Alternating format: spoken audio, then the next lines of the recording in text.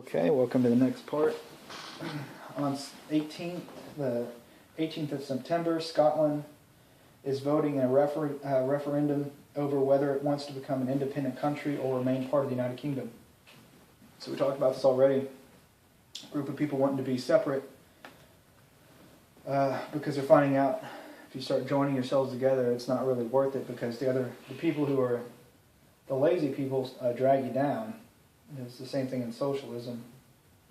In April, Spanish lawmakers voted overwhelmingly to reject a request by authorities in Catalonia to have a referendum on independence on November the 9th.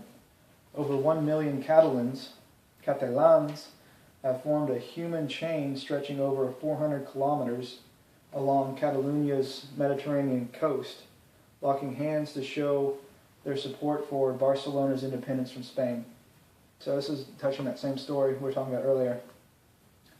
A human chain over 400 kilometers, that's crazy. There's actually footage of not this human chain, but of a human chain in Spain has two independent movements going on. One on the east coast, the Catalonians, and on the north, the Basque region, northwest of Spain. They also, in the video I saw of the Basque was crazy. It was a helicopter, and he's going, I think, for like 20 minutes of people holding hands. I mean, he's going miles and miles. So the more people are turning away from the television box and organizing and doing constructive moves that are good for them and their families, getting food on the table, and stop having these globalists take money out of their pocket, which is a good thing. And I pray that it keeps going. The next thing they have to do is shut down the internet because I don't know if they're winning the battle. I don't know if they're distracting enough people from stopping people of fighting against their robbery and their crimes, and their other crimes. Okay, so at least 100,000 people have formed a 123-kilometer long human chain in support of a regional referendum on the Basque country's independence from Spain. That's the video I saw. So this is the video I saw was only 123 kilometers, which was crazy to see on film. And this one that happened in Catalonia was 400 times as long. That's just mind-boggling how many people. So these people are doing good. They're not watching a whole lot of television, and they're getting out there and doing stuff, and that's good. Here in America, as people get more and more poor, see the thing that works in the favor of uprightness is people get more and more poor, they start taking things more and more seriously because they're getting tired of suffering, and they start paying attention more. And that's kind of the problem with what they're trying to do here in America, where they're trying to entertain everyone, but then create socialism, take rights away from people, take power away from people, give people not the ability to buy their own land, or pay the taxes on their land, the rent, or whatever you want to call it, on the land that they own, even though you have to pay taxes or rent on it. So in March, 2.1 million Venetians, 89% of voters, chose independence and to break from Rome. So we were talking about this earlier. These people are saying that 89% of people voted to do the independence, but it doesn't really matter because that could be a lie or not a lie. From at least it's done by computers. I don't really know. It could be as high as 99%, and they had to somehow curb it.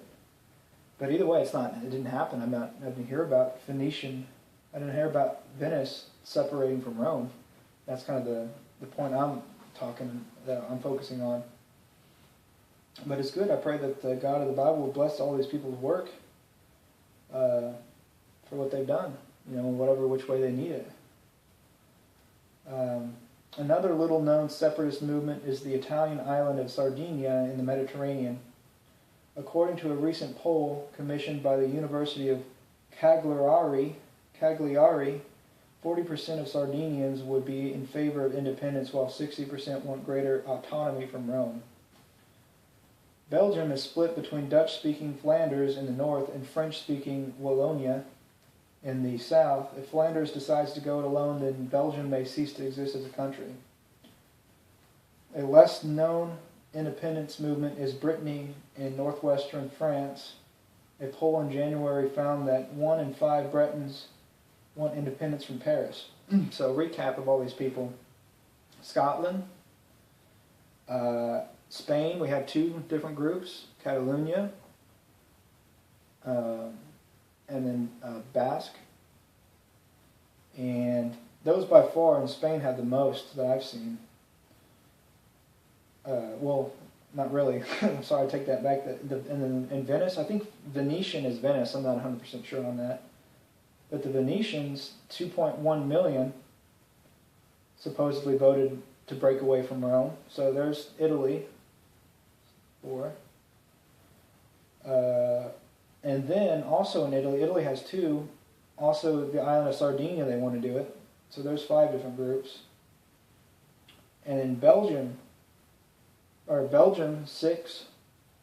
And then also the Bretons in Brittany, France.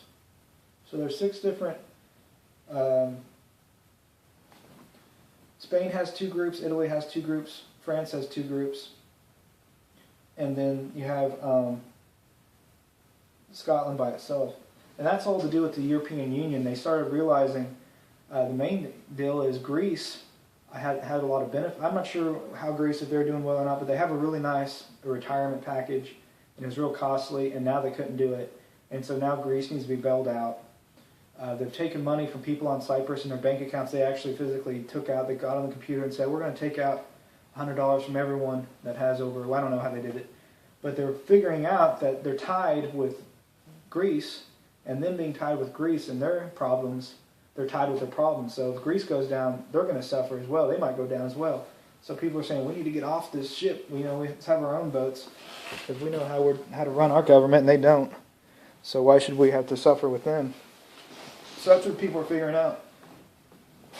And at the same time, the leaders of our government are trying to get us conditioned and accepting of North American Union, the Trans-Pacific Partnership.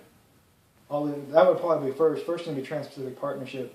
Get more tied in with the international, and then bring in the North American Union. Or if they can really create some kind of crisis like they did in 2008, try to bring down that, and then say, oh, we have to do something. We have to combine and make the North American Union.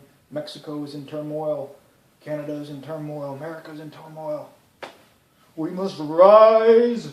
We must become one. So that's what they're trying to do at the same time. But see, the Americans are so ignorant here in America of what the Europeans have already known now. They know unions are bad. And because Americans spend all of our time here, most Americans don't travel abroad, especially since our government has made it so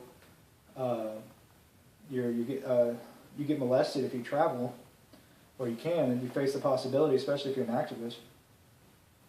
And I believe that's the goal of them shutting down the airports and making it a groping fest, hiring a bunch of perverts to touch people's regions and everything. I think their goal is to shut down that communication and that understanding. Maybe, I'm sure there's other goals as well. But so Americans don't really understand that, because we haven't. It's like, unless we suffer, we won't understand the lesson. We won't learn from other people's sufferings because we're too busy being distracted. So all that's going on at the same time, and so that's pretty interesting. The Europeans are getting it. Get away from the European Union.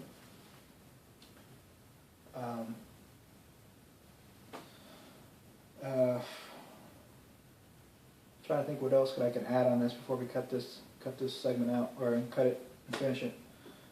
I think that's it. Sorry for wasting time. All right.